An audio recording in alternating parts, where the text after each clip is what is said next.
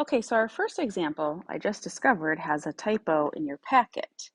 You guys have the video title listed as Use Equations to Solve Problems.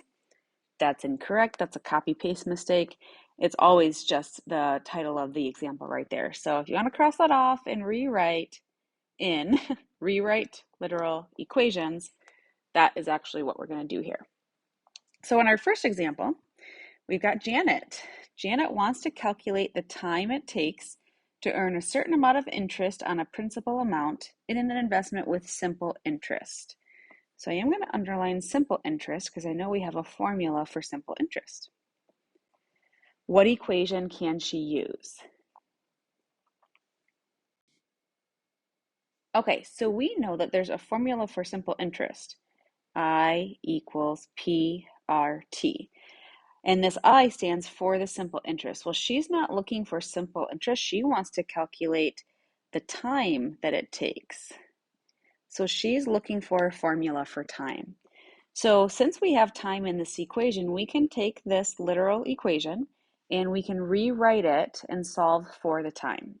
So I'm going to do that off over here. I equals PRT. And we're going to solve an equation that doesn't have any numbers. I'm not sure if you guys have done this before, but what it really does is it relies on recognizing the operations. Are you adding, subtracting, multiplying, or dividing? Recognizing those so that we can undo those to solve for what we're missing. For what we're looking for.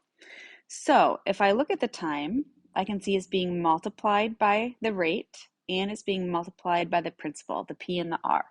So what's the opposite of multiplying? And you guys all know that's division. So we're going to divide by those values. And when they're all together in one term like this, we can shortcut that and do it all in one step. We can divide by the P and the R together. If we're going to do that on the right side, we have to do that on the other side, divide by the P and the R. What happens is P divided by P is 1, so it crosses off. R divided by R is 1, and it cancels off, leaving us with our time. So our time formula is equal to the simple interest I divided by the principal times the rate. Okay, so same idea. What equation can she use to calculate the principal amount? So if we take our I equals PRT formula, this time she wants a formula to calculate the principal amount. We want to remember that the principal is the P variable in our simple interest formula. So what are we doing to the P? Let's focus on the operations. We're multiplying by an R and multiplying by a T. So we undo the multiplication operation with division. We can divide by the R and the T together because it was all in one term. And then your R's cancel, your T's cancel. We have the P alone. So I'm going to write our principal amount is equal to the simple interest I divided by the rate times the time.